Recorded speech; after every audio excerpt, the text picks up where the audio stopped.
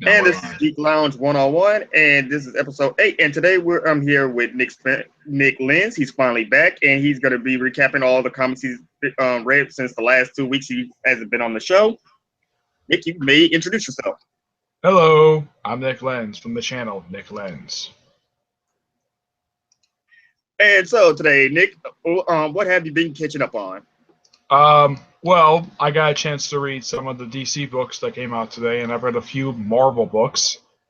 Read books like from DC. I read All-Star Batman, Green Lanterns, the Batman issue, Trinity, Superman, Justice League, Batwoman, Astro City, Odyssey in the Amazons, and Nightwing. That's what I read from DC. Actually, one question: how is Odyssey of the Amazons? It's actually pretty good.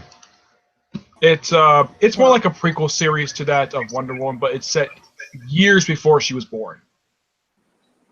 Hey, Tavia. Hey guys, what's going on?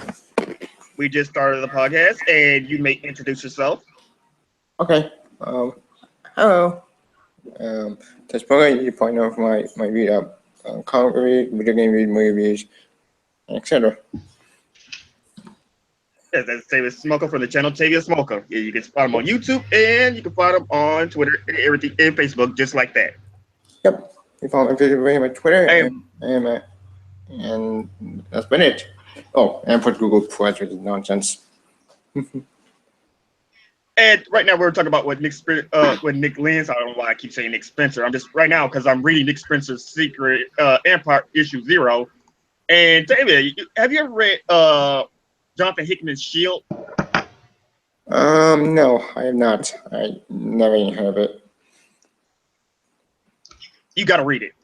Would you like me to describe it to Tivia? Mm-hmm. Yes, please. Oh, dude, it's crazy. Yeah, it goes back here's to the the thing Renaissance era. about this. It's they take artists, people from the Renaissance, people like Galileo, Sir Isaac Newton, Da Vinci, and they basically sort of retcon it where they're all part of this predecessor agency to the Shield, to Shield, called the Brotherhood of the Shield, and they made Sir Isaac Newton into a villain. That sounds awesome. Yeah, and the main character, who is the stepson of this guy called Nightmaster, who is this guy who wears leather. Get this, his biological father is Leonardo da Vinci. The comic is set in the 50s, and and here's the thing: there are two people who work for this particular agency that are familiar people in the Marvel universe. Howard Stark and Reed Richards' father work for this Brotherhood of the Shield. Wait, Howard Stark and who? Reed Richards' father, Nathaniel Richards. Holy shit. That think I'm on the First Avenger. Yeah. And it takes place in the 50s, and it is an amazing comic book to read. Ooh. There's not many issues for this. They publish 6 issues, and then, Marvel does it so restart things, number 1. They released an Infinity issue between the 2 volumes, and the second volume lasted 4 issues. Whose book was put on hold, and that was as of 6 years ago. 6 years? What? That's how long it's been since the last issue came out. And Marvel has been sitting on this book for the past 6 years and never released the final issues. Damn it, Marvel. Why do you speak of cancellations? Apparently nobody is getting canceled. I don't know why. Nova's a great book. I don't get it either. And today, I know that there are at least 2 books getting canceled today. Silk and Thunderbolts. Silk, I'm not surprised because due to his congress ready destroying that book. Honestly, that book I don't play it as a girl, but it was running on fumes at this point. Thunderbolts! I don't know why. I thought Thunderbolts was part of the main part of Secret Empire. No, it's not part of Secret Empire. Thunderbolts, it's basically the reunion of the 90s of the team from the late 90s. The one created by, I believe it was Kurt Busiek and Mark Bagley. And they first showed up in an issue of Incredible Hulk. Ooh. Back in 1997. Okay, so we start talking about? kind of talking about Shield and Penny, the characters of Nova. Yeah, because he was explaining to you about Shield and Jonathan Hickman's excellent run on it, which was great. Yeah, it's one of his best books, and it's just that people have sort of a bad taste in their mouth currently of Jonathan Hickman because of Secret Wars. Even though when it is false, Secret Wars was a great book. The problem with the ending. Well, they extended it one more issue than it was, and I felt like the first issue should have been a setup to Secret Wars instead of just an all-out battle all at once. I kind of figured, though, issue 1 should have been issue 0. Yeah. Because issue 0 was just a recap of everything that came before. Yeah, and then... No. Oh, I was going to say, because issue 1, the reason I say it should have been a miniseries, because they had so much going on at once that not everybody got a time to shine, or it was just basically, we got to rush Sherpin to get to Secret Wars. Yeah, and one of the series' biggest problems, aside from its dumb delays, was the pacing. Agreed. Either it was slow or it's going too fast. It's one of the two. Yeah. I mean, the two biggest highlights of the series prior to the last issue was Doctor Doom killing Cyclops and Thanos. Yep. That was the only two things. When Secret ends, Doctor dies again. Multiply killing him in the footprint and bring back the life. And how he screwed over the Fantastic Four. And it's interesting to know that no matter what, they did not get a different version of Reed Richards, which I still wonder why. Why the Maker's still alive? Have evil Reed Richards still popping up, and now he's in Infamous Iron Man for some reason. Why? Oh, yeah. No, that's Ultimate, though. Since Charles Soule, was it Charles Soule? Colin Bunn said Ultimate Wolverine was coming back. Actually, it's Colin Bunn. Ultimate Jimmy Hudson. Jimmy Hudson is Wolverine's son. No. He's Ultimate Wolverine because Logan is dead. That's why I call him Ultimate Wolverine. It's like how you call Laura the new Logan. New Wolverine. Yeah. They can't use if my memory serves me right, this then activate ultimatum when Jimmy Hudson became the new Wolverine because after. And it comes a little way after that because they did like a 4-issue miniseries that was building up to the revamp of Ultimate Comics, but that was when Peter Parker was still alive. Yeah, and they revealed that because, well, they revealed who his mother is, and his mother is the same woman who's the mother of Quicksilver and Scarlet Witch, which makes him the half-brother of an Ultimate. Yep. Thanks to Ultimate 3. Wait. I'm so kind of confused. Was Pietro even alive in Ultimate Universe period? Because it got really... He actually did not die until just before... He died before Cataclysm. And I thought he died Ultimate 3. No, Quicksilver did not die there. He actually survived. But he actually, at the end of Ultimate, he killed Cyclops. Oh, yeah. That did happen. Kind of stupid. Yeah. There was a lot of in which they didn't do much with him after Ultimate. He didn't finally make a reappearance. I remember until he showed up at Ultimate Comics Ultimates for the last arc of that book, where he joined up with the Ultimate version of Kang, who turned out to be Sue Storm. He showed up at X-Men. He first showed up at X-Men. Before that, he showed up at issue 3 when they were revamping the mutant laws. Yeah, he didn't do very much aside from the fact, apparently his father and sister are alive, and then, nope. No, they weren't. They're just illusions. They're all crazy in his head. But yeah, I was like, so Wanda is alive or is she dead, or is he just going crazy? Yeah, I was confused by that. That made no sense. And for the made it even worse with Ultimate X-Men, after Ultimate bullshit, I killed off, and basically doing 3 survivors. I'm sure Mark Millar didn't even care for Ultimates 3 at all. I'm sure he hated the fact when Loeb outed Quicksilver and Scarlet Witch as being in an incestuous relationship. You probably didn't like that idea at the beginning. You probably hated that idea from day one. You probably hit Ultimate as well. I don't know what Marvel editorial wanted to end the Ultimate Comics universe because it wasn't selling well at the time, and they just didn't want to. And they gave Jeff Loeb the idea, just do whatever you have to everyone. Slaughterfest. Yeah, I'm like, wait, you could have gave everyone a happy ending or something. Instead, you decided to kill everyone off. Why? No one but this. And here's the weird thing. out of all the Ultimate Universe comic books, Spider-Man was the most successful book in that imprint. Yeah, and that's the only Yep, reason why it he was. lived. They found him at the end. So he was still alive because they were going to kill him off. Did I get tiny at the I have to do my quick with the book? Yeah, and then all of a sudden, for some reason, they decided instead of Oh. killing Spider-Man, they killed Daredevil. Yep, and For no reason. Yeah, because they found Daredevil, he drowned. They found Nightcrawler, Angel. Nightcrawler. Who was? Angel. No. That Angel got killed by Sabretooth. Dazzler, she died. Beast died. They all died by drowning. Yep.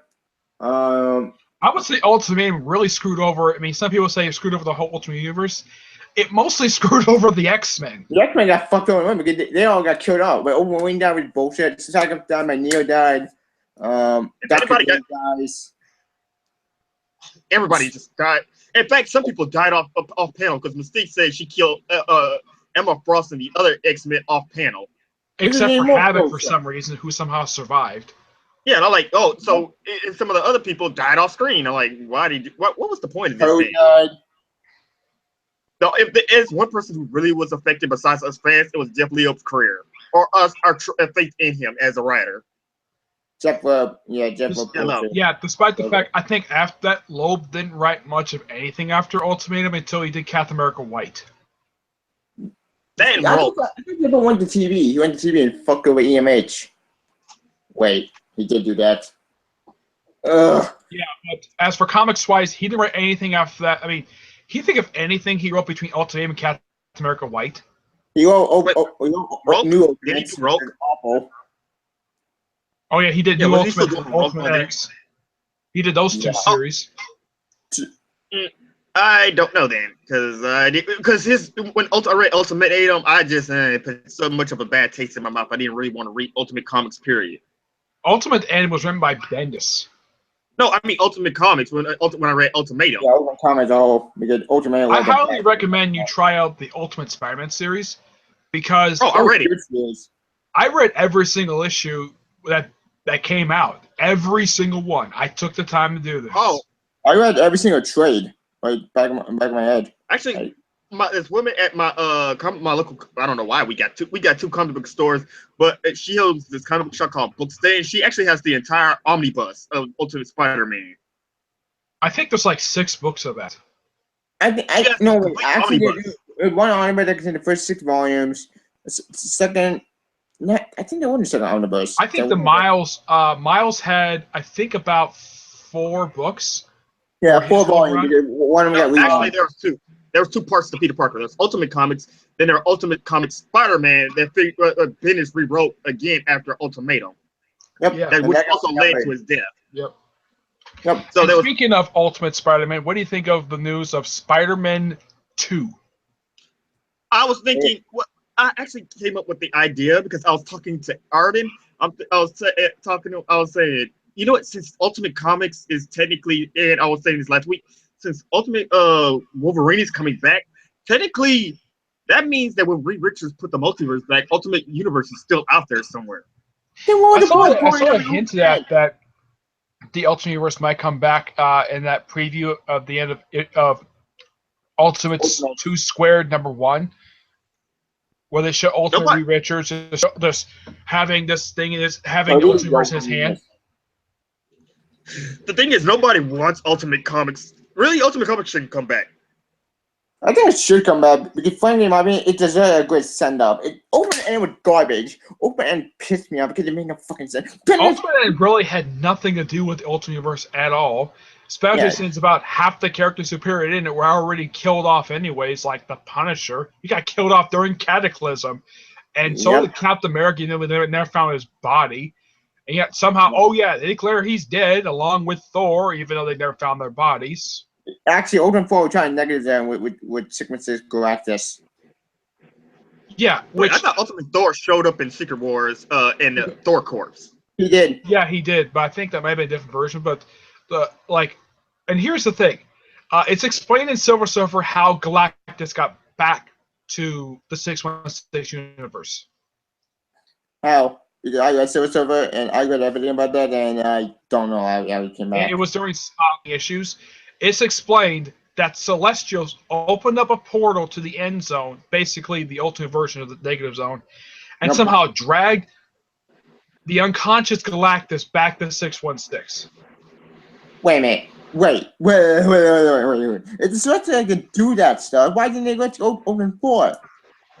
Wait, why didn't open 4? Wait, you mean the Ultimate Celestials or the regular Celestials? The regular Celestials. I don't know how. It's never explained. It's shown in the page. It's mentioned in the pages of the beginning of Dan Slott's Silver Surfer run. This happened. Actually, it wasn't Silver Surfer. It was All New Ultimates. Not All New Ultimates. Yeah. All New Invaders by James Robertson. He's the one who explained this. Somehow this happened, and it was never shown exactly how this happened. And I don't think we'll ever get like an explanation of how this happened because, well, Marvel canned the book after 15 issues. God damn it. Just like they were Squadron Supreme and Scarlet Witch canned the book at the 15 issues. So it's like Robinson can't get a break. No, there was a lot of books getting canceled by. In fact, I put something on the Facebook about and I say, is this an accurate description or not? Let me go pull it up because I have I don't know if Mosaic is getting canceled anytime soon. I hope it does. It sucks. Mosaic is still going. There is no sign booking canceled. Why? It's I don't know. Venom, as far as I know, is going back to original numbering after issue 6. Must have thought about that because everybody's coming back. Yeah, and apparently I read that article about Marvel Legacy. Apparently they consider the so-called 250th issue of Deadpool. They somehow consider that Deadpool 200. Hey, whatever it is to get your numbering up there to call it whatever, so you can do that whole big extravaganza. extravaganza. According to the article, apparently, you know that dumb model Axel Alonso came out with, the whole season thing where relaunch books up to 25 issues. Apparently, he's starting to realize though after the past couple years, it's not working. Yeah, the model sucks. It didn't work out. Yes. Marvel has been having some very questionable choices of who they want in charge of everything. Oh, and I read at the end of Doctor Strange number 19, apparently the next issue, 20, that's going to be Jason Aaron and Chris Botchlow's last issue they're going to do, but the book is not ending. So who's taking over? Then the book is going to go down, then it's going to go downhill. Yep. I don't know who's going to, I mean, there's probably a few people who could replace it. I mean, you could bring in Ray Fox. The guy is great with supernatural stuff. I mean, I would love to see his take on Doctor Strange. Yes, because actually, I just got the only 2 volumes of I, Vampire when it was coming out for there were 3 of them. This is a new 52, right? Yes. There were 3 trades of I, Vampire. I love his I, Vampire, and I was reading up on the John Constantine as well.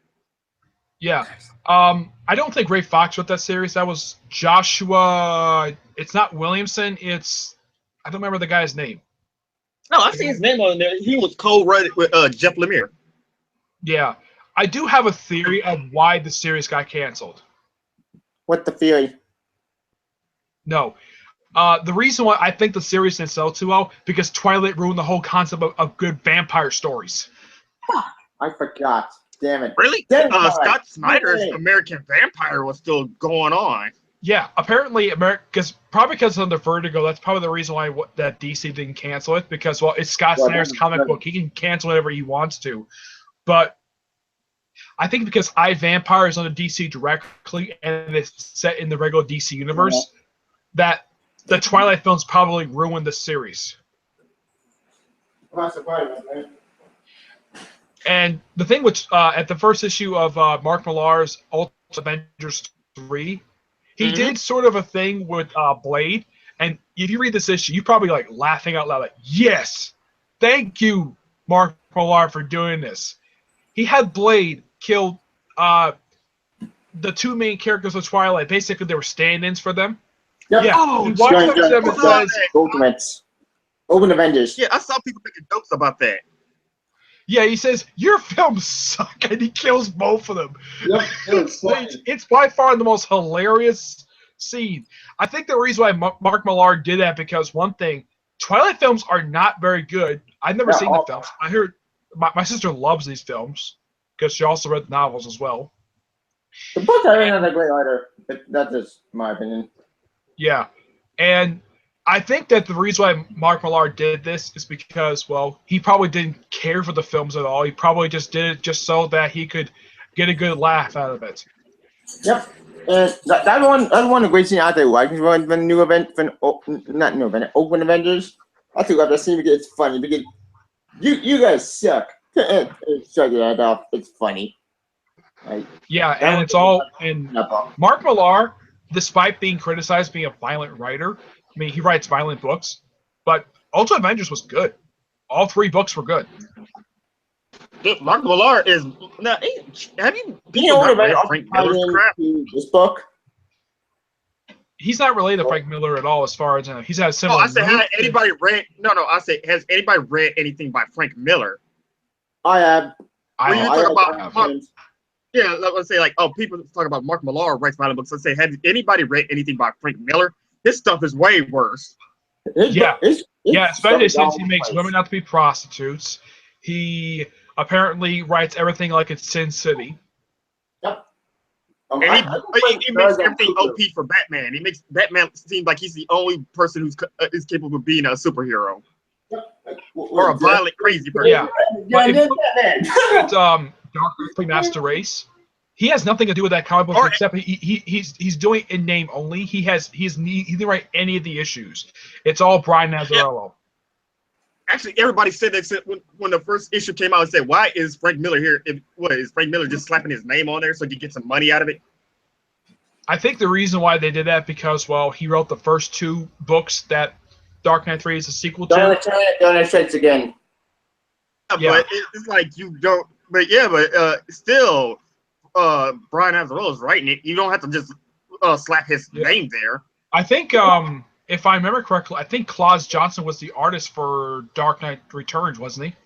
The problem with Dark Strikes Again and Dark Knight Returns is not Dark Strikes Again is that it makes no sense. It's all over the place. Like, what the fuck am I reading? And you Wonder Woman they have sex and then they come tidal wave and everything.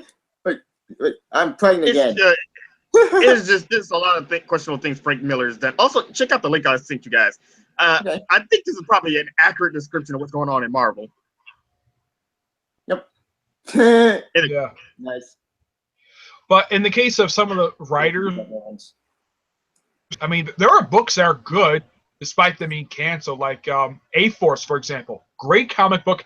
I read online, it got good critical reviews, and yet apparently it couldn't sell too well beyond 10 issues. Why? Oh, I know. Civil War 2 destroyed that book. Actually, I don't understand why this dude put Infamous Iron Man as a flop. Infamous Iron Man. Infamous Iron Man is a good book. I can understand some things like Slapstick. That should be canceled. Slapstick should be canceled. Muzek should be canceled. Hawkeye, I know it's a flop. Hawkeye is not a flop. Hawkeye is a good book. Not from what I'm hearing here. Oh, God. From what I'll be sitting on 4chan. Well, then again, it's 4chan, so taking everything you see on there with a grain of salt. I've read all of the issues released for this current volume of Hawkeye. It's really good, especially the most recent issue where they had Katie Bishop team up with Jessica Jones. I know one book that needs to be canceled. America Chavez. That book is awful. That book, there's only 2 issues in it. That book already needs to be canceled and forgotten. And the woman I don't know what is up with the series, and it's like, what is the whole reason for giving her a series? I mean, she's one character. I don't think she really needed one. I mean, if you want anyone in Ultimates who needed an ongoing series, why did it's a Monica Rambeau? She's run a lot longer than America Chavez. No, how much Blue Marvel? Everybody's been asking for a Blue Marvel. Everybody's been asking for a Blue Marvel ongoing, and we still ain't never got it.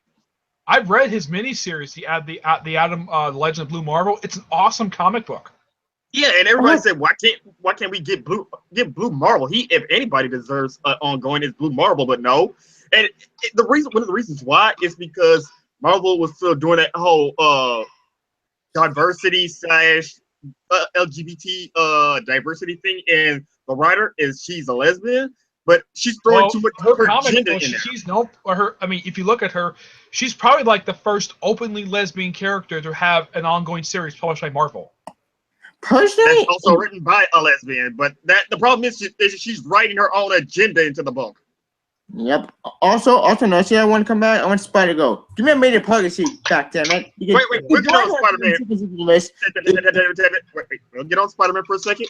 We will, because we know how you love to rant about Spider-Man. But we need to rant about this book because another problem what I saw was that she's going to a college that's, and one of her main problems is that everyone there is a white, straight, privileged male. Oh yeah, that did happen.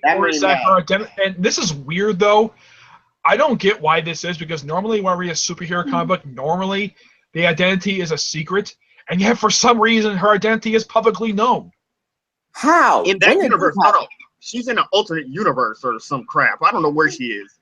It's weird because there's also this whole group that's based around America Chavez that's kidnapped her girlfriend, and like I don't understand. And here's the something premise. really weird about America Chavez. I mean, not only she is a lesbian, but apparently she has lesbian moms. Oh no, that's been happened. I have no idea. That's been happening since. No, that's been stated since when she first made an appearance. Both her moms were lesbian. She didn't say she had two moms. I mean, if Blue Marvel gets an ongoing series, there's only one person I would love to see write it. Al Irwin. That's what I was about to say, Al Irwin, because that's the only person who seems to understand him. Yeah, because if you look at the last couple books that he's been, I mean, take, let's say Mighty Avengers, awesome comic book. Then they got relaunched as Captain America Mighty Avengers. They got relaunched again, but got canceled. And then we had to make way for Secret Wars. And then we had to make way for Ultimates. And then we had to make way for Ultimates 2 because Civil War 2. And now we're going to have to make way because Secret Empire. Then it opens 3. Holy shit. I don't know if the book is going to get relaunched again. I have no idea. But if you look at some of the other books that are getting like, I mean, look at Deadpool. Deadpool released issue 29 today. 29. Can you think of any other comic books got that high? In Marvel? You mean in Marvel? Yeah, at Marvel. Big Marvel? Oh, nobody, because they keep relaunching them. The only books that are kind of close to getting to that high is Amazing Spider-Man, Spider-Man 2099, and Uncanny Avengers. The only reason Uncanny Avengers, Spider-Man, only reason Uncanny Spider-Man and Uncanny Avengers, X-Men doing that because they're going back to their original. I think they're trying to go back to their original numbering. Yeah, they should. Uncanny Avengers, as far as I know, has only released, from what I can think, like 63 issues so far, a combined 3 volumes. And I'm glad that the Uncanny Avengers finally got that whole Red Skull plotline out of the way. Yeah, and now we're going to finally resolve the whole thing with Wonder Man next issue. Yep. Wait, aren't they going to Conquer with time travel nonsense? Wait, it took, what, 2 years to finally resolve that thing? Oh, wait, I also been asking to ask Tibby, did you read Batman today? I did. Oh, dude, what did you think of the ending? Dude, I love the parallel. I love the entire parallel. I noticed when people were talking in the forums, no one talked about how the hockey game matched up what was going on between Batman and Reverse Flash. Yep, it matched up with the comedian death when basically the main bad guy not. And I noticed killed the comedian. And I noticed when Mike Spiderslayer did a comic review, he and Brent actually talked about it that if you look at the original Watchmen comic and you look at this Batman issue, each page is 9 panels. Yep. I mean, I love that. Isn't David Finch still the artist of Batman? Yeah. Yep. He's still doing it. Is he like a big fan of Dave Gibbons? I think so. I do not know nothing about the Finches. From what I've heard about them doing an interview the Comic Frontline did, David Finch is a huge fan of Batman and Moon Knight. He loves doing these characters. Well, Moon Knight is just basically Batman if only he was crazy. Yeah. Moon Knight which David Finch has done a volume of Moon Knight. He's done 1 volume. It was the Bendis volume. Actually, I love Bendis volume because it was the only volume I know where Moon Knight went around dressed as Spider-Man and beating up prostitutes. or hookers. Yeah, there was a couple things I didn't like about the volume. One, he had none of his supporting characters he had over the years, like his girlfriend, his pilot, none of his equipment, and they killed off Echo. Who's Echo? She was Maria Lopez. basically she was the woman who was found out to be the Ronin when everyone figured out that back then Marvel Brian Michael Bendis when he was doing New Avengers, he was teasing who was the Ronin, and everybody was thinking, was Daredevil finally going to join the New Avengers? And somehow everybody, pretty much everybody knew that Daredevil was the Ronin. So instead, Brian Michael Bendis, instead of just giving everybody what they wanted because they wanted Daredevil on an Avengers team, he gave us Echo instead. Yeah, he didn't. I thought Wonder with Moon Knight in disguise. Until at the end of Fear itself. That's when he finally joined the Avengers team. Yeah, everybody said it's like back then what they did with the Monarch, when people actually figured out Captain Atom was the Monarch, and then they changed it to Hank, and I'm like, why? Yeah, Hank. That's his name. Hank. Do you know why they changed it? Because people figured it out. It was leaked. Yeah, people got leaked and people figured out, and DC decided. I'm thinking, how in the world did something like that get leaked back in 1991? How did that happen? The internet wasn't even around like that. It wasn't even that good. I'm like, the only way it could have been leaked is somebody went out of their way. But it was leaked. According to what I've heard, it was leaked, and they tried to fix it in the awful Extreme Justice book. Extreme Justice. Yeah, and which ruined character. It's like I seen Link Carter's video about seeing characters who were basically that went bad for no reason, and like how they had. Like let's say Magneto keeps turning from good to bad a lot over the years. That annoys me. Like you keep flip flopping. Like, are you a hero or are you a villain? Make up your mind, man. You know. No, this is WWE. Marvel is the WWE. There's so many baby faces and heel turns that you can't tell who's what. I'll be right back, guys. Also, okay. That's now a Superior Octopus. What's that nonsense? But okay, back to Batman. Table issue 21. How did you feel about the issue in whole? I love it. But before that, let's recap it. And I found it great how it first started off. How we were just basically seeing Batman. He was just holding the button, and we're also getting this dialogue to a hockey game. Yep. Now, the hockey game is just a parallel of what's going to happen, which is pretty damn cool. To be, mind you. Sango is in this comic too. She had to appear in the asylum. I was gonna lead up to that because that was what I was. Yeah, I was gonna lead up to the reason why it brought up Saturn Girl is because she's in prison, and I'm glad that that plot thread is still lingering. That Saturn Girl is still at Arkham Asylum. She's still there, and that she needs to find the Legion to get back home. Yep. What I starts talking about how this one hockey player he's gonna kill, which I don't understand why this hockey player that got killed name was Schuster. Yeah, Jerry Siegel and Joe Schuster, the creators of Superman. I'm like, why is it one of the men named Schuster being beaten to death? I don't know. That seems a little unethical. He's one of the creators of Superman. I'm like, actually, that's something I probably should ask Tom King or David Finch. What was the deal with that? Yeah, we should probably ask, but we're not going to controversy. We don't really need controversy at the moment. But it's weird because that's the man who helped found the modern day superheroes. Yep. Well, the modern day and like the very first superhero, if we want to say it like that. And I'm like, it's kind of weird. And they were Jewish. I know that's weird because he was beaten to death. But to get back on point about the comic, that's not talking about Batman. We see Batman with the button. The button. He sets the button next to the. First, he's just watching the game. You hear how she's just talking about how you hear one of the broadcasters talking about how the hockey player is being beaten to death. Yep. Batman just sitting there with the button, just twirling it around in his fingers, which is something I would love to learn how to do with coins. Same. But he sets it down next to Psycho Pirate's mask. I don't know what is up with that, but for some reason it activated the button and we just see Thomas Wayne, and for a second he talks to Bruce, and I'm like, okay, we got Flashpoint, Batman back, and I'm like, okay, so what's up with this? I mean, because people don't realize that Psycho Pirate is one of the few people who are actually aware of the fourth wall. Yeah, Psycho Pirate one beside Mixie Pricks. And Bushbug, they're aware of, like, he's even aware right now that that time is being distorted and this is not the original continuity. Nope. I'm back.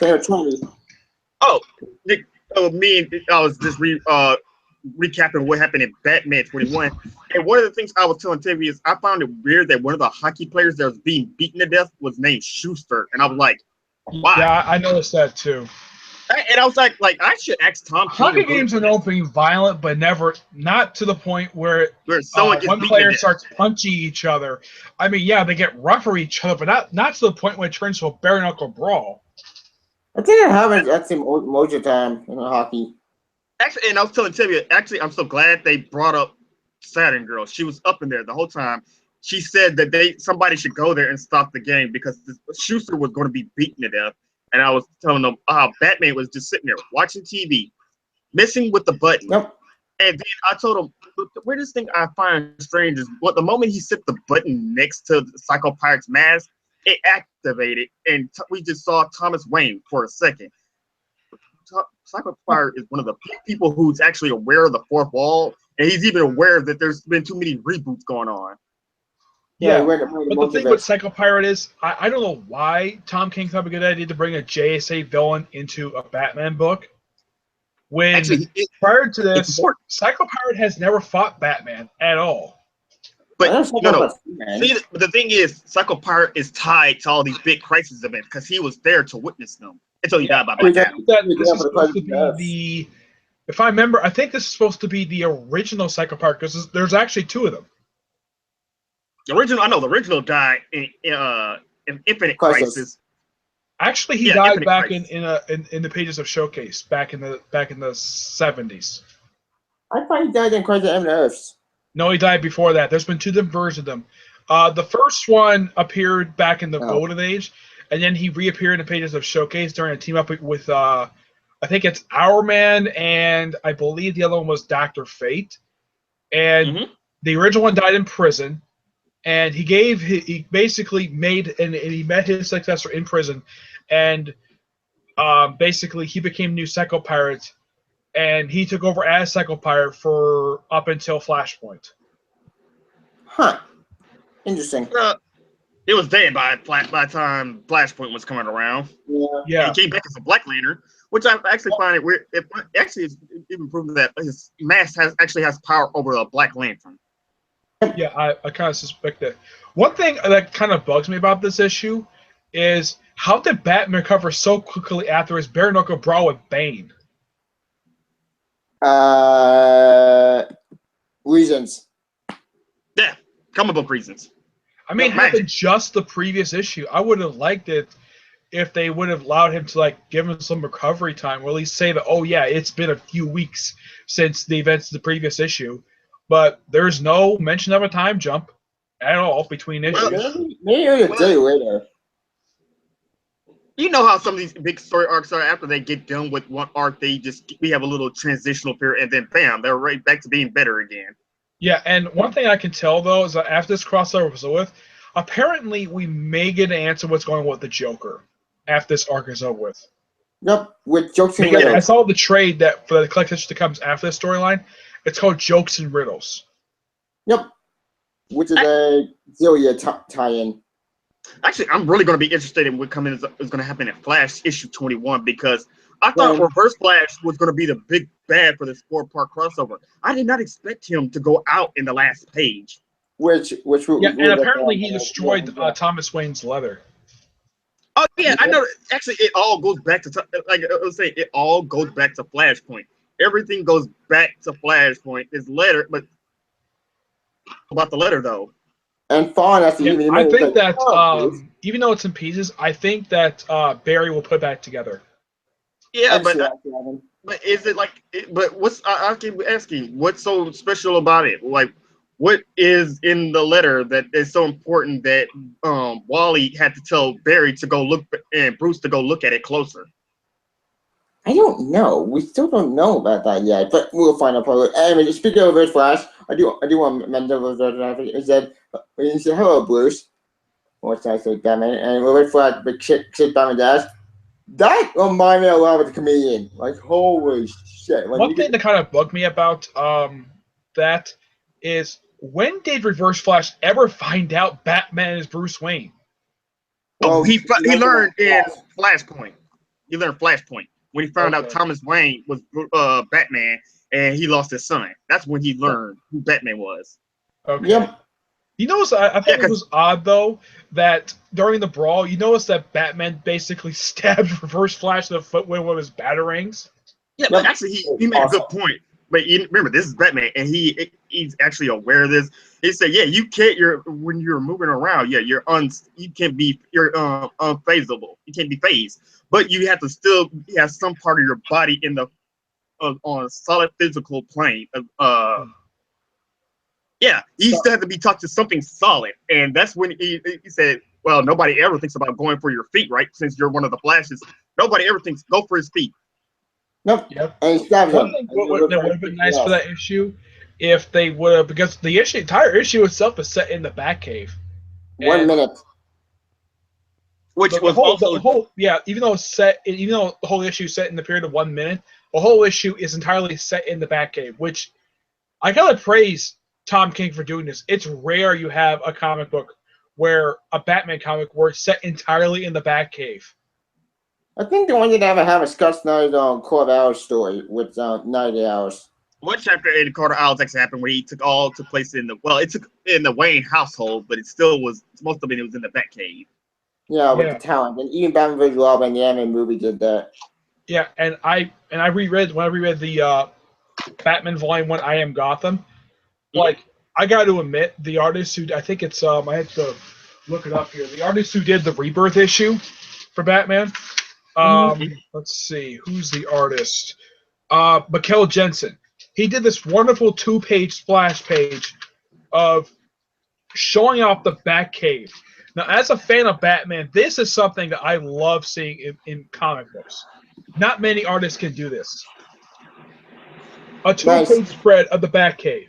The only artist I've ever seen do this, I've seen. If I remember, I know Jim Lee has done it. Yeah, and also Batman Robin. Yeah, Jim Lee did it once, though the Batcave was a lot more bigger. It was. A lot more Batmobiles. I think Greg Capullo's done this. Oh, Greg Capullo done it on several occasions. Yeah. I'm trying to remember though. There's a few artists who've done it. I think I know Neil Adams has done it. Dave Finch did it. Okay, I know Neil Adams has done it several times when he was the artist in the book. Yep. Like doing a glory shot at the Batcave, it's always something that's always so magical to see. Oh, and Patrick Gleason, he also did it. The Batcave in Batman and Robin. Yep. When we showed the Batcave like that. Oh, he just showed off the entire Batcave. Okay. I think he also did it in the I kind of think that because there has been special like this in the past, I think that DC should re-release a type of one shot that kind of explains the whole, like, kind of gets people a tour of the Batcave. Like they have done this several times in the past, where they give like descriptions of the stuff inside the Batcave itself, like all the trophies and the various stuff, all the display cases. Giant Penny. I kind of think DC needs to do this again, because even the Batcave looks completely different than it has in the past. But I kind of think that DC needs to do this again, like give another tour of the new Batcave. Speaking of Batcave over Flash, one thing I did notice in the fight is that when Batman had to get thrown into with the letter and the kind of costumes, I know something. Where's Tim Drake's costume? I think it's in the background in one of the shots in the issue. Interesting. Also, another of the Flash he commented. He also commented basically why not the time when killing him. I think he also commented with the bunny. He was like, "What the hell is this thing?" Yeah, there's something that loosely ties into this with they mentioned this in Trinity. which for some reason I'm not sure why this is. Cullen Bunn is the writer of the book, and even though it was originally Francis Metapole, I don't know why they changed writers for. I think I remember taking a break from Trinity. Yeah. In the book, they bring up that hooded guy who appeared in Superman Rebirth. I believe he also appeared reborn in DC Rebirth. Yep, Mr. Oz. Yeah, they still haven't have him give a full people say it probably is Ozymandias, but they haven't really confirmed it yet. That's because he's still people are in the background. It's actually Truther. He's still in the background moving pieces around for some reason, and he said that. And he said he was trying to move Superman into some kind of place. He was trying to rearrange him into a certain spot that would help him. Because you said, he's trying to help everybody. Wow. He removed Tim Drake, which is weird. Well, he removed Tim Drake because Drake would have actually been a thorn in his plan, but he said he ultimately wanted to help everyone. But since Superman Reborn happened, it changed things up, and now he doesn't know what to do right now. He has to rearrange the pieces again. Do you think we might get another crossover like what we're doing right now we did with Superman Reborn and doing right now with the Button? We're kind of sort of explain certain things Rebirth set up. Yeah, I can see that. Supergirl actually is going to tie into the whole Legion thing. Oh yeah, Supergirl actually did tie in that too recently in Supergirl issue 8, I think. Yeah, they're going because her and Batgirl are going to actually tie into the whole Legion with Empress. We still got that one moving around. Do you think this might lead to the return of the Legion of Superheroes ongoing series? I hope so. No. Oh, I'm hoping you're going to come back with Connor. Yeah, but the question is who would write it, because the last person who wrote it was Paul Levitz. Actually, was it good or was it bad? I don't remember. I'm trying to still figure out what's the big ultimate motive here, because when I wonder when Reverse Flash picked up the letter, how did he just teleport out of nowhere? There kind of is an explanation for that. The Flashes can phase through. They actually can phase through solid walls. No, I know that, but it looked like he teleported. It looked like he teleported outside of time and space. Well, that's because he got the button when he said No, he picked up the letter. There is another thing. Reverse Flash is a time traveler. Yep, and he met Dr. Manhattan. Yeah, I forgot he did pick up the button. But what did it? He is a time traveler, but. What did he just did his quantum powers when he uses the reverse the time force? Does he just suddenly disappear? I have no idea exactly what his deal is. I think I know the reason why they bring him back now, not just for the Button, because he's on Legends of Tomorrow. No, he's dead. Well, that doesn't matter now what he is because he's no longer with us. Yep, he's dead again. This is actually the third time he's died. Yes. That's true. He died season 1. He died season 2, did he? In the comics, he's officially died 3 times. He died back in the 80s, but prior to, he got killed by Barry Allen when he was trying to kill his second wife. He got killed in Flashpoint, and then he got killed again here. Yeah, because he was brought back in Flash Rebirth. Actually, I think back during Blackest Night. He actually came back during Blackest Night, but the version who showed up in the Wally West book, Tibia, that was actually somebody that he was actually running. He was running through time, being chased by Barry. He was invited by Hunter Zolomon. Because I know we had 2 different Reverse Flashes. Yeah. It's only happened a couple of times when they actually met, but as far as I know, Hunter Zolomon is still. There's no mention if he's in this continuity at all, because they never touched upon him at all. Oh yeah, they never did that because because it ties into Wally. You can't have Hunter Zolomon. In order to have Hunter Zolomon, you need Wally, and Wally just finally came back. Yeah, apparently, according to Titans and #1, apparently he's only back now for a few months. Nope. Well, yeah, because New 52 took place for if we wanted to put it, 5 years. Well, but 10 now. To kind of explain, I mean, if you look at some of the characters, look at Damian prior to Rebirth. He looked like he was about 10, 11 years old. Now he's 13. Yes, time is moving forward, finally. And going to the Super Son actually mentioned that to John's age. And he's only 10 Oh, wait, no. Please don't say nothing. Don't say nothing, because I didn't even realize we were on issue 3. I didn't even know there was an issue 2 out. I haven't read Super Sons yet, so don't spoil it for me, Tibia. Yeah, please. That's what I'm saying. Like, I need to get because I need to help him read Green Arrow issue 20 and 21. My lips are sealed. Yeah, I'm still trying. Actually, I'm iffy about getting the JLA Justice League of America book because I liked it. The thing was, Steve Orlando writing was all over the place. Yeah, and Yeah, Fighting the Extremists, I think it was an okay start to the book, but you got to admit, it's better than how Hitch started his run. No. See, he fell into no. Actually, my biggest complaint is he fell into the same trap Hitch fell into. They both had this. They both should come up with this great cataclysmic event for a big DC event, but when they put it into a solo series, and they actually try to put too many people in there, it was just like it was too big for the idea was just too big for what was going on. Justice League would wait to go like, holy shit. Yeah, I've read the finale for Timeless. It's like, okay. I felt confused. See, no. See, this is why I keep saying Steve Orlando and Hitch. They're great when it comes to setting up these big events to have major players. DC should call these guys in. They could come up with some Infinite Crisis / Final Crisis event level of things. But in the case of Justice League, if you like, I've read every single issue of Hitch's run so far.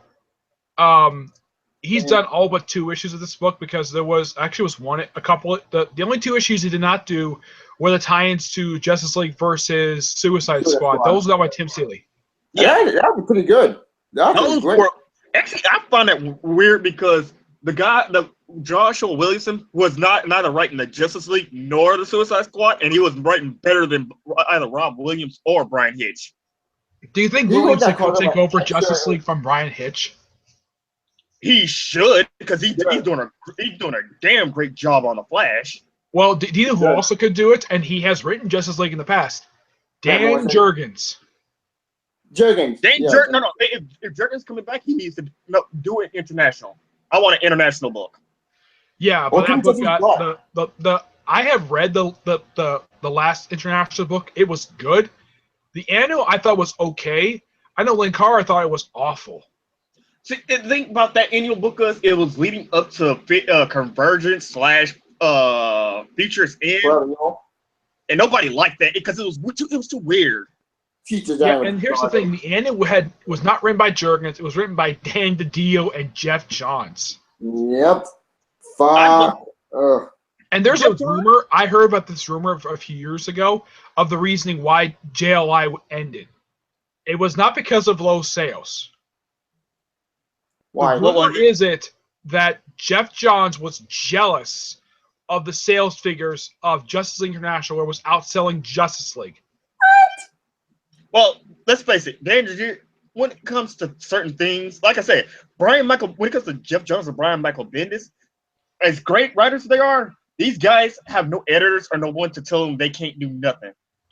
The only reason why that is because Jeff Johns actually writes a lot of good stories, and because he helped DC Comics out of their flump in the early 2000s. Same with Martin. Like I said, like with Tavian and Edgar. The same happened in the early 2000s. Brian Michael Bendis revamped the Avengers and Spider-Man. He created the Ultimate Universe. Oh, do you know who actually brought him in? It was Joe Quesada who brought him in. Brian Michael Bendis? Yeah, I think because he was editor-in-chief at the time when Bendis started working for Marvel. I mean, if you look at some of the writers who came from Event Comics, which is a company that Quesada and Jimmy Palmiotti started, a lot of those writers are working for Marvel. Well, they had worked for Marvel. They actually helped save Marvel. Wait, Jimmy Palmiotti? I find that ironic since he's now with DC. Yeah, he was like, I was trying to figure out which book was he given when it did the Marvel Knights line. Apparently, he was the inker on Kevin Smith's Daredevil run. Oh yeah, everybody liked that. I saw people talking about no, I think it was Rob who was talking about Daredevil's run on Kevin Smith's run on Daredevil. Yeah, and Christopher Priest actually worked for them, and he got put on Black Panther, which his book was awesome. And Marvel is doing like a new trade for his entire run. About damn time. I know why we're getting a movie. Yeah, and also because Christopher Priest is now a big name again. I mean, even though his last book he did before he did Deathstroke, I think the last book he did was Quantum and Woody from Valiant. Speaking of Quantum is coming back at the end of Valiant Summer, which we're way off topic. We think about the button. Yeah, but Priest himself, I've read a lot of his books.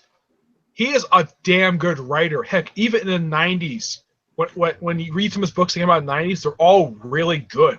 None of them are bad. Indeed, Deathstroke's really good now, and that's a weird thing. With Deathstroke, one to tell that I never thought it would be good enough to do it on the Outlaws. But like I was saying, going back to Jeff Johns and Brian Michael Bendis, the thing is, they both did great things that ultimately reshaped Marvel and DC. Bendis with the Avengers and Ultimate Universe, and Johns with JSA, JLA, Green Lantern, and the Flash. It's like it is so much to revamp their company that nobody wants to tell them. It's like basically they got the Stan Lee status where nobody can tell them nothing. The only book Johns has been on that actually got canceled was Stars and Stripe. Yep. Every book that Johns has been on, with the exception of that one book, have all last for a pretty good period of time, or at least still publishing today. Look at the same thing. They like all his books at Marvel. Can you think of one book that was actually canceled due to low sales? From Michael Bendis? Yeah. None of them. The only book that got canceled was Alias and Pulse. Like I said, when you got people like them who got big names and done so much stuff, and they have no editors and no one to tell them what to do, you kind of gotta. They kind of just feel like they run the company, and it starts going to their heads, and they can just do whatever they feel like. Yeah, if you want to talk about somebody who does not have anyone to boss him around besides Bendis, I think Jerry Conway has that same leeway too. Sorry, Grant Morrison. Well, Grant Morrison is in a way everything he does for the company ultimately benefits you. Except for New 52 Action Comics, that's gone. Thank God. No. See, David, the reason you don't like it is because you have, like I said, you got to read all 18 issues, and you have to take your time, like Multiversity. You have to read it and actually look at each panel. You can't just read it. Yeah, it's kind of the same thing with me. I mean, I've read almost everything Grant Morrison's done for DC. The only books I've read books like Flex Metallo and The Visibles. Yeah, but, sorry to cut you off, Nick. But like I say, read Seven Soldiers when you get a chance. I've only read a couple of the miniseries from that, but I would say one of Grant Morrison's best work that's not Batman. I would say his Doom Patrol run is probably up there. It's probably one of his best non-Batman works. Oh no! See, his Doom Patrol, Animal, and Animal-Man from Vertigo, they say it's probably the penultimate of what some things he has done besides All-Star Superman. Animal-Man is good. I really love that book in New 52. Wait, that's not. I think those other books he did that were really good that were non-Batman books. Actually, I can bring up a lot. There was Flash. Yeah, JLA. They actually recently put that in trade last year, I think it was. They put his and Mark Millar's run. I'm working on because I'm going to get volumes 2 and 3 of JLA by Grant Morrison. Let's see what else has he done. He's done Wonder Woman, Earth 1. I don't know, which is weird. He did weird JLA. Yeah. What else did he do? He did a lot of things for DC that ultimately benefits them. Yeah, but here's the thing about when he worked for Marvel. The only noteworthy Marvel book he ever did was New X-Men.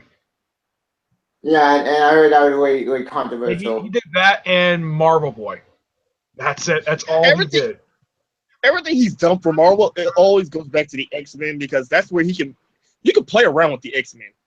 Yeah, his run for New X-Men was a bit bizarre, to say the least. I mean, in his first arc, he introduced Charles Xavier's twin sister, who was insane and butt ugly. Oh God, the genocide! Oh, the genocide for Genosha. Yeah, and here's the thing: Whedon kept referencing that a lot during his run for Astonishing X-Men. Kept bringing up the whole genocide thing a lot. Like, if you read every arc he did, at least once, he always references the first arc of Grant Morrison's run for New X-Men. He keeps bringing it up. Josh Whedon? He did it during his Astonishing X-Men run. Oh yeah, I know because they brought it up in the first damn issue. Yeah, they also did it. Apparently, they also referenced it in the last arc that apparently Kitty Pryde's father was also in Genosha at the time of the genocide, and he's actually gone. But yeah, I was wondering. Wait, wasn't he not a mutant? So what was he doing there? I don't know.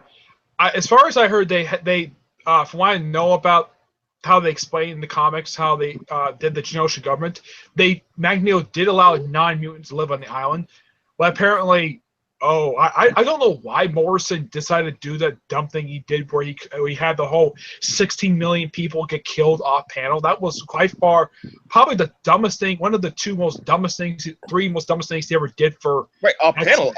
I think there were some panel shots where people were dying. It was so big you couldn't see it all. Killed by a wild Sentinel, and then Whedon brought that Sentinel back during his third arc. But didn't Grandma also do the Magneto stuff when Magneto particularly was? Yeah, his Magneto stuff was extremely unpopular. I mean, it was confusing. The biggest thing that was completely out of character for him was the Zane and Zorn. Yeah, when he was they retconned it because it was so controversial. This is why he actually had non-mutants led to a crematorium.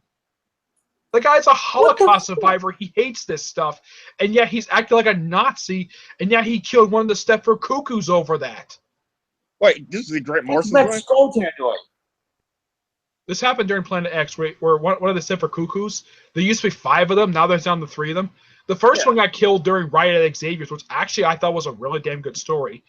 The second one got killed by Magneto. Yeah, when they retconned him to be he was Zorn, which that couldn't have been possible because Magneto doesn't have healing powers or anything like that.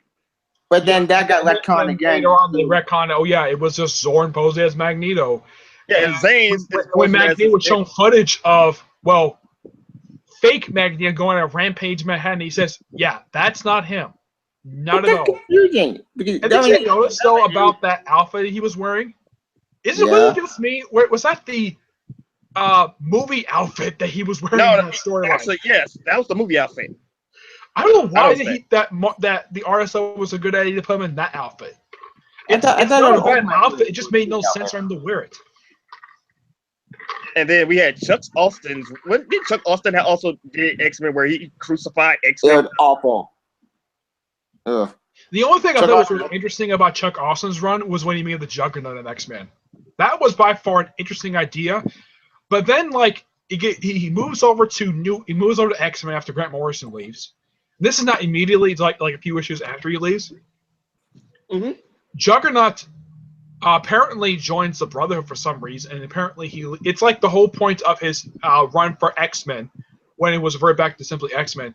It's like his whole point of that was simply just to get rid of stuff that he set up that he did during his X. Like he got the Juggernaut off the team, and he got the nurse and her son. He basically had them quit the Xavier Institute, and those two were never seen again. Well, Anne was not seen until she showed up in Astonishing X-Men. Juggernaut, I know he returned recently in X-Men Blue #1. First time anybody's seen him since King X-Men 600. Question. Sorry to interrupt, Nick, but didn't Chuck Austin also do another comic with Nightcrawler become Hope? Yeah. Yeah. And guess what also book he did during the same time he was doing Kenny X-Men? America. Who? Chuck Austin did run for Captain America. Oh, okay. Oh, wait, you cut off. It's in trade. It's Captain America Marvel Knights Volume 1. There are issues in that trade written by him. Okay. Actually, here's another topic I want to discuss because this one threw me for a loop today, and that was Superman issue 21. Yep. I actually read that too. And at first I thought, okay, the grandpa is an evil alien, and he has some kind of scheme going on. Now it turns out that the little girl, it turns out she's in on it too, and she was basically about to kill Damien. And actually there to block John at the He Vision. Yeah, and I'm like, wait, okay, Which, I can understand her. I thought she was just an innocent girl that was caught up in this. It turns out no. They start calling him Prince John for some reason. yeah, I think I don't know why, but I know John does have a thing for her. Yep. Well, he doesn't anymore. Well, whatever he had for her, just went down straight to zero. Yeah, it went out the window because holy shit! When she showed, I wouldn't be surprised if she wants to do him, even though they're actually. I think she's supposed to be 12. 12 or 10. She looks probably. It's probably one of those things where she looks like a child, but she's really older and much more powerful than she looks. I mean, let's look at John himself. John looks like he's 12. He is, because he's like a year behind Damien. Yep. Yeah. And I thought it was so funny that Damien had a sleepover at the Kents. Yeah, that was fun. That made me laugh. And you could see John dream. Which kind of begs the question. Does the grandpa still have Batman? Because at the end of the previous issue, he had Batman hostage. I think so. Yeah, he has them. In fact, whatever's going on, it's going to involve Superman now. Because Superman went straight to his farm. Because he apparently... John finally, him and Damien were talking about how him and Kathy went to the swamp and they saw hallucinations and our grandpa found them, and he never brought it up to Clark. And now he said he got to go investigate him. I think that was the issue that came just before the Superman Reborn stuff. Yeah, that was the issue. Go, Tavia. Sorry, but also came back the squid. It came back. The giant squid. Squid. Yeah, actually, I found that weird that Superman was stopping the squid and everybody was praising John for killing it. And I'm like, why? Because Superman tried to contain it, trying to make sure it would not get trying to contain it. That's basic Superman. So why is everybody complaining about this? In fact, why was Superman having such a hard time stopping a squid? I don't know. Do you think that that the whole thing with Super Sons takes place before this arc? Oh no, it does take place because it said in issue 20 when John was talking to Damien that they took care of kid Amazo, and it said read Super Son, so it took place before it. So yeah, so I think Super Sons takes place between Superman Reborn and this issue. Yeah, somewhere before issue 20 Reborn happened. Yeah, and Timeless, and they kept referencing this a lot during the whole arc that it takes place before Superman Reborn. Yeah, Timeless was confusing. That story was... I didn't read it, and because I knew Brian Hitch was going to do the same thing he did in his first story arc, so I didn't even bother reading it. Yeah, I did not know why he thought it was a good idea to fall out from his JLA run. Yeah, wow, and that crap. The thing is, I don't understand why he's still doing these big epic events. It sounds like some DC should do like a big epic DC event, but he's doing it in like 3 to 5 issues, and that's not enough time. Hickman did the entire time runs out way better than that. I know Scott Snyder was criticized for doing that during his run for Batman. Yep, Batman. He had to call out. He did that with Devil Family, with Tiny Devil Another Glory, and he did it with Endgame. Well, you forgot Zero Year. Yeah, Zero Year was so pointless. Well, Court of Owls was an overarching arc. It wasn't just simply. Yeah, but the main arc itself wrapped up in issue 7. Issues 8 through 11 were just the Night of Owl stuff. That's true, and they were good. But 12 was just a standalone issue. With Mr. Freeze, without a whole. But all that tied up into itself, so I consider that all an overarching arc. Yeah, but the thing with the thing with Mr. Freeze, that happened in the Batman Annual, not issue 12. Oh, then why did Trey collected that issue? I do not know why Snyder thought it'd be a good idea to retcon the classic or the story that Paul Dini did from Heart of Ice, which made canon in the comics. I don't know why he did that for, but the only thing that I don't think that was kind of good about it, at least kind of explain why he wore those goggles on his eyes. That's the only good thing about it, but everything else is garbage. That just pissed me off. The only thing else I liked about it is, I mean, he's got a great look to him. The look that he got in New 52 is actually really good. Yes, I like all the New 52 updated outfits for certain characters. I think Mad Hatter is probably the only one who did not change his look. Speaking of Superman to issue 21, apparently He remember he hypnotized Crypto, which how did he do that? The milk. Remember that milk has some kind of parasite in it. That's true. Yeah, but apparently it's not affecting Lois for some reason. No, it's not. Which is I interesting. noticed. I think he only gave the parasites to both Clark and mostly John for some reason. Yeah. And Like he's big. What is he afraid of John for? Is like you said they referred to John as a prince. Last time I checked, the House of L is not a royal bloodline. Royal bloodline. Yeah. The House of L is a scientist family. Well, because Jor-El was a scientist. Actually, I had this idea for a Krypton event where they had 13 houses of Krypton, where each house was specifically different. Like, there's the Zod family, there was military, there was another family that was all about magic and stuff like that. That's actually something I would have liked for people to go back to Krypton and talk about the houses of Krypton. You get a Krypton. I know that in the last issue of Supergirl, they actually did have Supergirl meet John. Yep, and he was adorable. It made me happy. Which made sense. It's about time they actually met. Well, it was Yeah. from. Wait, this was still the going off from Superman Reborn, right? Yeah, it was an aftermath time. They're doing this in. They're doing this the aftermath time. They did it for Trinity. Doing it for Trinity now. Doing it for Supergirl. I don't know if they're doing it for Superwoman. I have no idea. Actually, they are. Actually, they're doing it right now. And it's an issue now. Like Superman itself is not dealing with Superman Reborn aftermath. Well, because Actually, that's not true. Only Superman actually dealt with Superman Reborn. Actually, tied into it. Well, it's good that everybody now we have one cohesive Clark that everyone can agree and remembers that's their Superman. Yeah. Yep. I think that the book that's going to be Yeah. heavily dealing with Superman Reborn aftermath is Action Comics, which I don't think the issue's come out yet. Actually, because Not yet. Dan Jurgens is going to be explaining the whole aftermath. Superman is just Peter J. Tomasi. He's just going to keep going on focusing about the Superman and his family. Yeah. Which that's one thing Tomasi is good at, doing the whole family aspect. He did that with Batman and Robin, so he's using that same aspect with Superman, which is great. It's a very good idea because Superman and Batman should focus on the characters, and the Detective Comics, the Action Comics, deal with the Superman and Batman universe. Yeah. Yes. But one thing I think Peter J. Tomasi loves doing, is it just me, or is he loves writing Damian? He loves writing him. He loves it. And Damian Jackson is great. Especially Super Sons. Especially son of Batman. That was done by Patrick Gleason originally, then Ray Fox took over for the rest of the series. I know they both love writing him though. Yeah, but Tomasi never got a chance to write the Robin Son of Batman series.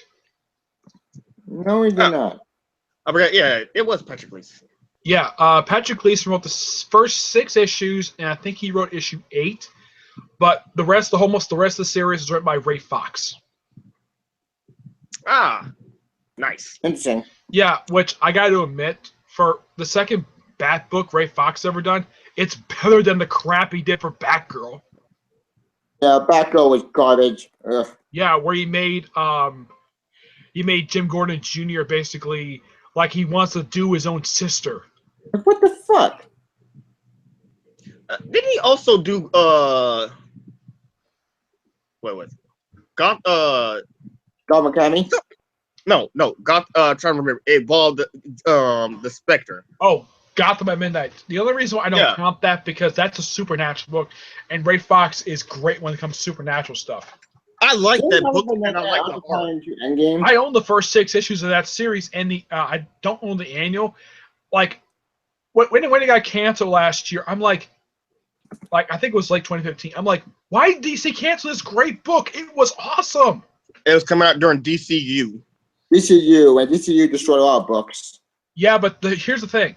That book came out before DCU. It was still there in the aftermath. It was one of the many victims. Yeah, it was a good book, and take a look at Deathstroke, for example. Deathstroke was still good, even though Tony S. Daniel left the book at the 12 issues and hang out the James Bowie for the rest of the series before it got relaunched by Christopher Priest. Actually, I want to get Prez. All over the place. I tried reading that. I couldn't get into it. Yeah, I want to get Prez, and I want to get. I'm waiting for Volume 1 of Gotham Academy's Year 2 to come out. Yeah, the thing with Perez is, I know originally it was announced as 12-issue maxi series, but then I kept hearing rumors for before the series was abruptly ended at issue 6 that apparently the thing was cut down to 6 for some reason because of low sales. And they did the same thing with Lost Army and Doomed, where they were announced as ongoing series, but cut down as limited series for some dumb reason because apparently low sales. No, because DCU was doing terrible. Yeah, DCU destroyed. There were some books that were doing good during DCU, like Justice League was doing good. Justice League wasn't even really affected. I don't count Justice League or Batman since they were still going off of what they were originally happening. Well, Batman basically, they did announce, the whole Jim Gordon thing, that was set up during Free Comic Book Day. Yeah, that was a really stupid idea. Some of the others books, they already had plots already going, so I don't really count them. Superman book went all over the place. Both books sucked in DCU.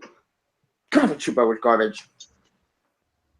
Yeah, I'm glad Rebirth helped save him from the writers and editors and everyone else who was just screwing with him. Indeed, because let's face it, Superman during New 52 and during DCU was in a bad spot. No one could like New 52 Superman. That's why they killed him off. Thank God. Jeff Johns did a good job for that limited five issue run. I think in the 5-issue one, and then the new Power of the Soul Flare stuff, and then actually speaking of New 52, one thing that this New 52 is USC. I think he's the only character that survived Reborn. Yeah, he's still because he's gonna be part of the Revenge Squad from what Zod's doing. We beg the question: do you remember everything about New 52, about Soul Flare, about how he died? Everything about Superman. The only thing that happened about Superman Reborn is everyone now remembers only one Superman. That means everything that happened with what was the Mid of Tomorrow run with Jeff Johns, the Mid of Tomorrow. That still happened. So I guess one still never happened either. Oh well. Yeah, basically everything from pre-52 and New 52 still happened. That's the only thing is everybody remembers that Clark Kent and Superman are one and the same. Yeah. That's the only thing. Actually, I started thinking. Actually, I had an idea that what if Ultra Humanite is the one that's going on with Superman, Black Dawn? Maybe it's a good idea, but here's the thing: Ultra Humanite has not fought Superman in his own book since the Golden Age. Wait, what happened? In Earth 2 Society. I thought he fought him in Action Comics. That's what I thought. The Golden Age. Originally he was a bald. He was basically a ripoff of Lex Luthor. Then after Lex Luthor showed up, Lex Luthor pretty much took his place as Superman's primary arch nemesis. Yep. Yeah. And then right after that, he got moved over to be a JSA villain, which he still is. He's still been the JSA villain since the 50s. Yeah, they fought Earth 2 here recently in the Earth 2 Society, and then that ended. Yeah. I wonder when they're actually going to do something with Jay Garrick, because I know it's been teased that he might show up in one of the books. But I think he's still in the button. Knowing the Flash, I think he's going to deal with Jay Garrick. Because he saw his helmet. So we might get a chance to see. The only JSAs we got a chance to see recently were Dr. Fate and Johnny Thunder. That's it, just those two. Which they're pretty much phasing out Earth 2 and saying Jay Garrick and all the original JS members are still in Earth 0. Yep. Earth 2 but there's one character who's kind of stuck on Earth 2. I don't know. And this is something. Do you remember, Tim? You remember when Miss Terrific showed up during Savage Dawn? Oh, yeah, that did happen. I'm like, what the heck is he doing here? I thought he's on Earth 2, and how did he get back here and he go back to Earth 2? It's just really kind of a head scratcher. It's one of those two things from Savage Dawn that really you could scratch your head like, what? Where has he been? Where is he now? He's on Earth 2. I didn't see him in the final issue of Earth 2. Maybe he went back to Earth 1 somehow because Maybe I can it was confuse that. explained how he got to Earth 2. This was explained in DC Universe Presents number 0, where he basically used a device in one of his buildings to get transported there for some reason. I don't know why Okay. DC thought that was a good idea to move Trevor over there. And he stayed there the whole series. Even after it was Bizarre. renamed to Earth 2 Society, he still stayed there. Oh yeah, that did happen. We traveled all over the place. In future the end, he was all over the place. The thing with him is that in the case of Earth 2, when it was written by Tom Taylor, he actually contributed to the series. Even Earth 2 World's End, he contributed. But when it came to Earth 2 Society, the guy did jack squat. He did nothing. It's like, what's this whole purpose of being in this series if he's not going to do anything? Yeah, I'm confused. I mean, one of the things I heavily criticized about Earth 2 Society during its first issues, when it was done by Danny Williamson, Wilson, I think his name is that they keep having frequent flashbacks to when they first arrive on the planet. This would have been better as a backup feature, not as, interrupting midway through the story. They did the same thing in Aquaman for some strange reason. Where they kept, cutting, having a few pages dedicated to when planetfall happened. And then they stopped doing this after Danny Williamson left and when Dan Abnett took over the book. Well, thank God he's doing better work on Titans because the Lazarus contract is coming up. Yep. Titan's been amazing. I love Titan. Titan has been, I think, a major refinement for the Teen Titans because, let's face it, New 52 and DCU destroyed the Teen Titans. It was not funny. And they're finally bringing back Terra, a plot thread that was lost since Ravagers. Oh, Actually, yeah. she last showed up in the final issue of Deathstroke, Volume 2.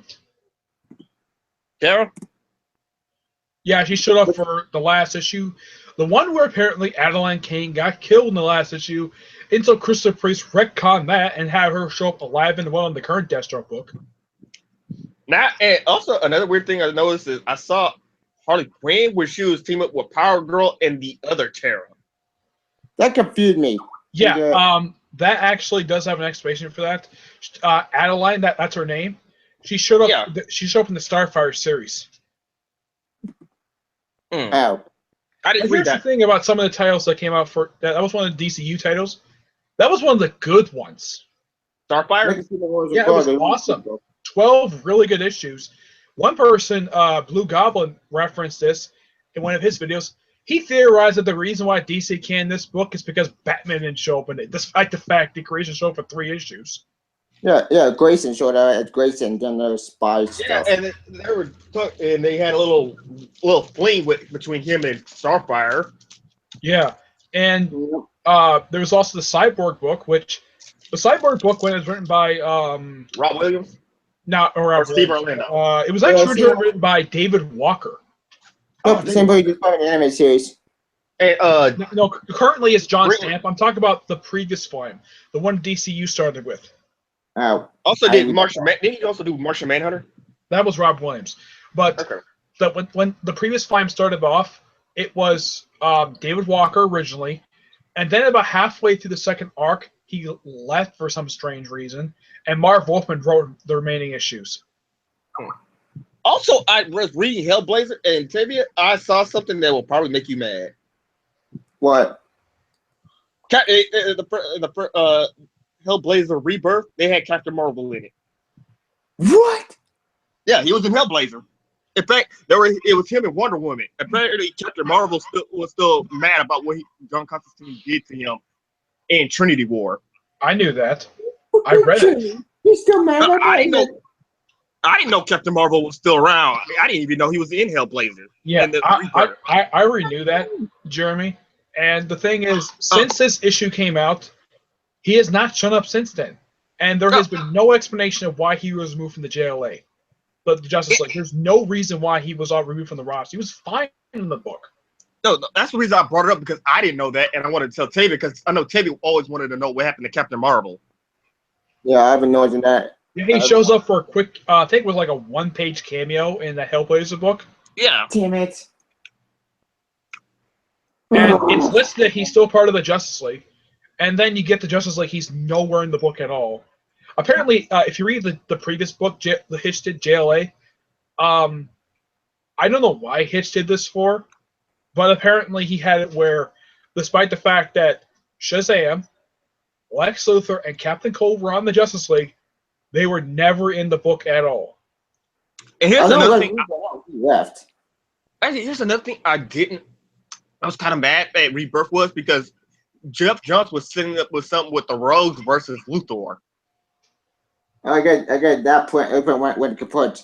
Yeah, the last book Johns did was the Green Lantern's Rebirth. That was the last book he did. Yeah, with him and Sam Humphries. Yeah, I found something interesting though at the end of All-Star Batman #9. He did some with All-Star Batman? Yeah, no. Scott Snyder does All-Star Batman. The ending says to be continued in Dark Knights. That crossover that Greg Capullo and Scott Snyder are doing. Batman Metal. Yeah, Dark Metal. Yeah. Yeah. Yeah, the ending of the Duke Thomas feature sets that up. I don't really care about Duke Thomas, to tell you the truth, but I think the thing with Duke Thomas is it's like nobody aside from Scott Snyder has any idea what to do with him. Even the people who got barely any character development at all. Even the people that's what I'm going to say is the people who did the guy who wrote Rio Robbins didn't even know what to do with that book. That book is all over the place. Yeah, that's also the guy who wrote the series. I think it's Suiciders from Vertigo. I don't remember. I don't remember the guy's name, but the We Are Robin series has some interesting ideas, but the series was crap. It was garbage. A good idea for a good time where Batman disappeared. It was a great concept, poor execution. They had two good ideas with it. One was when they fought the Talons. I thought that was interesting. The other was when they fought that rival game, the Jokers. See, if I was a writer, I would have done so much with those characters. Yeah, and here's the thing about the series. Aside from Duke Thomas, the rest of the characters are completely forgettable. The two dimensions are boring. The five main Robins from We Are Robins, I would have kept them around because you could use those were characters you could actually use in the background or be supporting characters in different ones. And here's the weird thing about that book. Is it just me, or even though Duke Thomas was recruited to the We Are Robin gang, he acted like he was their leader for some strange reason. He was their leader, apparently. Apparently he was, because his IQ was so high. Because the smartest guy has to be the leader. When he showed up in the Monster Man crossover, he was actually wearing his We Are Robin jacket. What? Wait. I thought you wasn't he also wearing it in All-Star Batman, My Worst Enemy? Yeah. No, I think he actually kept the jacket probably as a souvenir, which is fine. But here's the thing about his suit. One thing, they've never given him a code name. They assume he's Robin, even though Damian's Robin. But it's like Duke Thomas is a feature. It's like he fights crime by himself for some reason. I don't know why. And it's like they're trying something new with him, and they give him the suit. Belly. Yeah, and heck, I even read in one issue they referred to it as the beekeeper suit. Aren't they going to be romantic to Gotham Girl? I know. Actually, Tom King was setting it. He was already setting something up with Duke Thomas and Gotham Girl, but Tom King has never gotten back around with Gotham Girl. I think he's just kind of busy doing other stuff because if you notice that, like I reread when I read this trade, it looked like he was setting up two stories. He set up the Suicide arc, which came right after Monster Man, and of course the Monster Man story, and then you got I Am Suicide, which later set up the stage for I Am Bane. I Am Bane was awesome. Which Gotham Girl is one of the lingering plots he was going to do, but she has not shown up since Night of the Monster Man that I know of.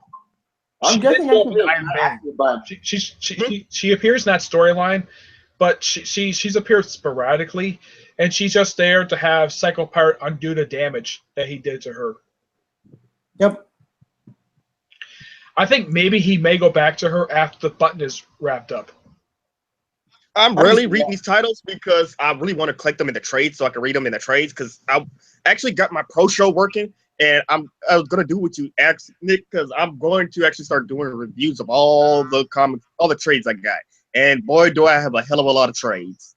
Nice. You can probably do a similar format to what Tibby and I do. Tibby uses a different style of how he reviews it because he uses like slideshow and does like audio only style. Yeah. Me, I just prefer to use my webcam and just record via like that. Oh no! See, the thing is, when I'm going to start doing my trades, I'm going to go into depth with all of it. I usually do that with my trades that I get as well. And I actually show off the trade and I show off some artwork just so we have a pretty good idea of what to expect when you're reading these trades.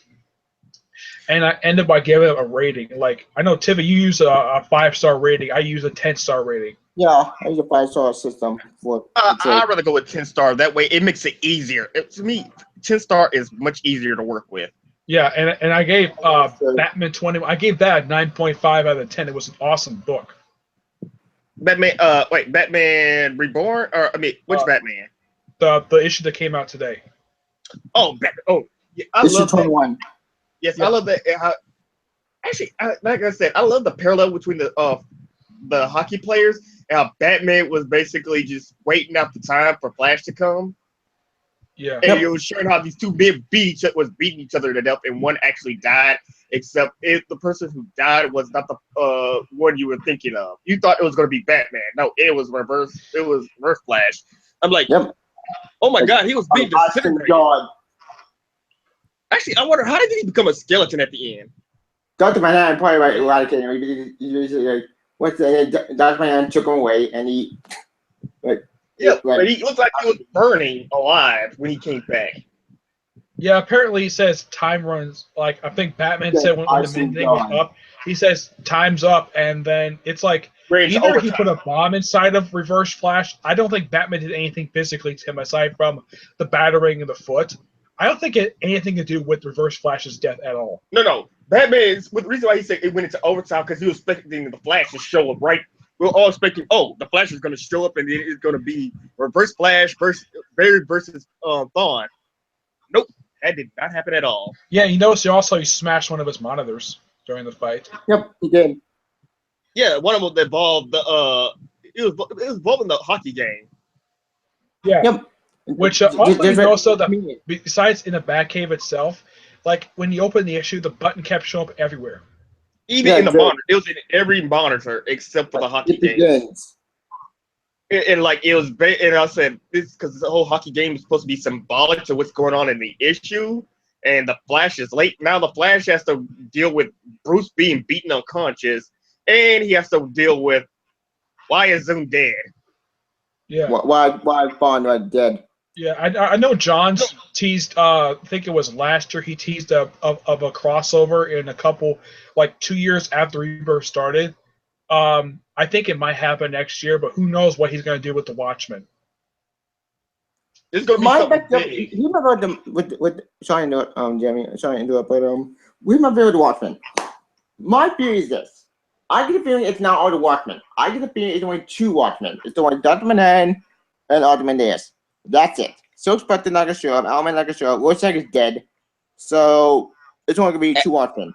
Actually, there's that theory. There's still theories that one, the comedian is one of the Jokers, and 2, the question is Rorschach. Right. Well, it makes sense because Alan Moore based Rorschach on the question. That's true. That's a big Owlman of a Rubito. Yeah, he came out in an interview and said that, like, if you look at all the characters for the Watchmen, they're essentially based upon Charlton characters, but not in the case of Silk Spectre. She's basically based upon not only Nightshade, but also the Black Canary. Oh, yeah, I didn't notice that. Huh. Yeah. Dr. Manhattan is based upon Captain Atom. Comedian is a Peacemaker. Ozymandias, I think, is supposed to be Judo Master. Charlton heroes. That's look up the Multiversity. Just watch the Pax Americana, and basically that's what your Watchmen characters. Yeah. The Owlman, the Night Owl. Blue Beetle. Blue Beetle. Like the first one, I would say is based upon Dan Garrett. and the second one is Ted Cord, because the owl ship. And the Which, third movie. when I first saw that, I'm like, that reminded me a lot of The Bug. Yeah, it did. It reminded me of Ted Cord, like before he died. Yeah. But I would say Alan Moore had heavily influenced from the Ted Cord Blue Beetle when it comes to Night Owl. Except that when it comes to Night Owl himself, there's no mention if he has a company or not. No, there's not. I think he has a company. He never owned one. Wait, Ted Cord? He has his father's No, company. Ted Cord does, but Night Owl doesn't. Oh, Night Owl. From what I heard, from what I remember from the movie, he inherited money from his father. Yep. Yeah, and in the Watchmen comic book, it never revealed exactly what happened to the original Night Owl. Apparently, I know he retired, but in the comic, it's never mentioned he was killed or not, like they did with the comedian. In the director's cut, they actually explained that the first Night Owl did die. Oh, and you know that opening scene from The Watchmen, where they had that famous World War II thing where you had that sailor make out with a nurse? Mm-hmm. They had a woman make out with a nurse, and apparently those two got killed off panel. They actually used that very thing in the Before Watchmen comic book, the Minutemen, where one of the characters was in fact a lesbian. Mm. Yep, and then she got killed, and then at the one with a mental institution. Yeah, one of them got gunned down. I don't know if the artist thought this was a good idea. Basically, when they showed that character die in the comic, like how she was found is exactly the same way as she was found in the movie. Yep. Because Before Watchmen came out after the Watchmen film. Huh. What Before Watchmen controversy or a very bad series? I don't know. The only ones I actually read it Before Watchmen, I read Silk Spectre, Night Owl, and I read the Minutemen and Dollar Bill. I read that in it was weird. I didn't get it. I didn't read none of it. Yeah, I didn't think the Before Watchmen stuff was bad. I thought it was pretty good. That was a good one. I know it pissed off Alan Moore. Yep, it did piss Alan Moore. I don't blame him. I'm on his side on that one. Yeah, because they actually asked him to do this, and he said no. And because apparently the Watchmen is owned by DC Comics, not Alan Moore. It would have been Alan Moore if it was about to be reverted back to Alan Moore until DC did the whole Before Watchmen. Yep. Yeah. Except that Watchmen was not. It was published under regular DC stuff, but it's not in a continuity series.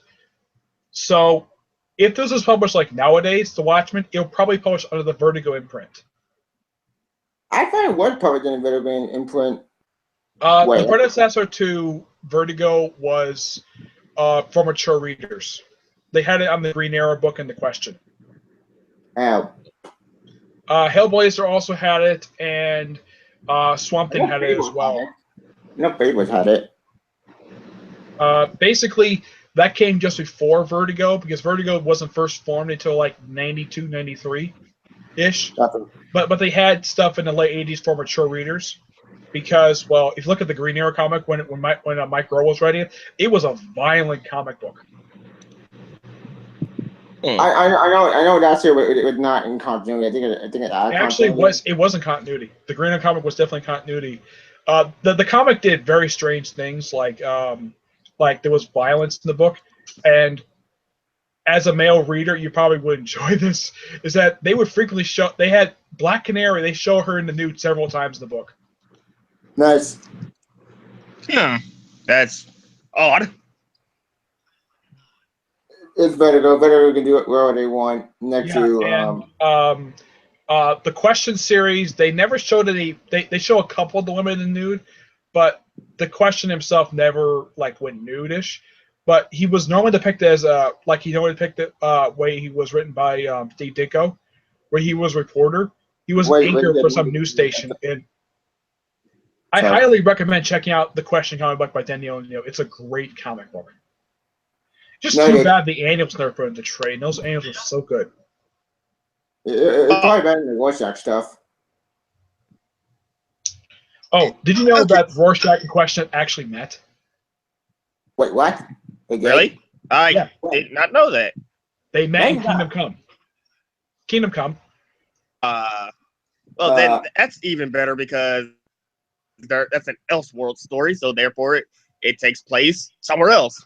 Yeah, but I think that I think that if they wanted to bring in the proper question, and this is just a proposed like idea I had, what if Danny O'Neill, even though he has written comic books since 2010, what if he did like a 6-issue limited series and have be a revival of the Shadow of the Bat book, and have be similar to Legends Dark Knight, and just had the book take place after the issue of Bat year, and bring in stuff like have him like have Green Arrow show up, have the real questions show up, and just bring some of his stories into continuity. Actually, I think they did then they'll tie into Zero Year, they'll tie into Queen Arrow. The tie. I kind of wish Danny O'Neill would write again because he is such a damn good writer. Same. I actually want to hear the question. Did you bring the question? He's my way to DC. Retcon magic question I resistant and bring and give me I think that's what they're pretty much gonna do. I would retcon both Question and Phantom Stranger. I don't care how long Danny O'Neill has been with DC or anything. I like his previous origin where he was an angel, but he was a mysterious. Yeah. Did you read the Phantom Stranger comic book? Which one? Which book? The one under New 52. Trinity of Sin? No, Trinity of Sin, Phantom Stranger. Well, first known as Phantom Stranger, and then with 9, it's renamed to Trinity of Sin, Phantom Stranger. One thing interesting about that series is that it brought in several supernatural characters into the continuity. Like, the book was also the first appearance of Raven in the New 52. Yes, it was. They also had Terrence 13 in there. They had some other cosmic characters, and also had the Spectre. But the thing is, I don't like how Danny O'Neill just say, "Oh, the Phantom Stranger is Judas." That's so stupid. Yeah, give him the fact that he has the 30 pieces of silver on his neck.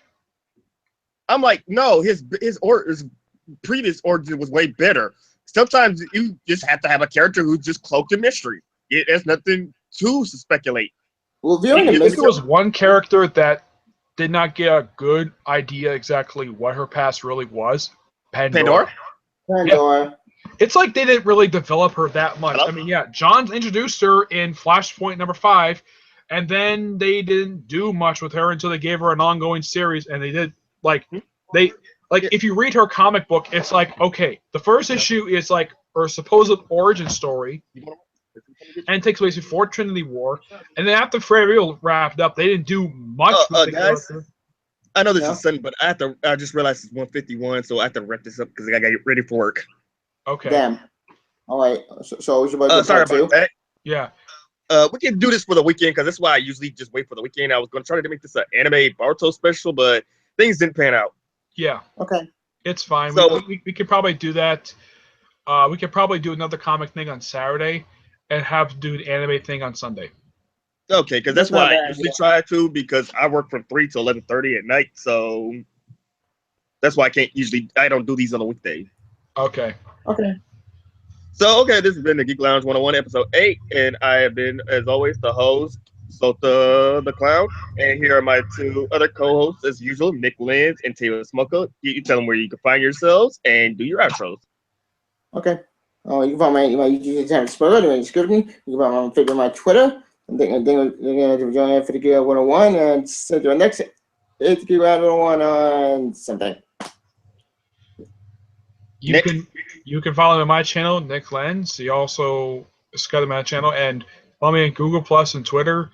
And feel free to join our Facebook group, Geek Lounge 101, and my Facebook group, Comic Book Battalion.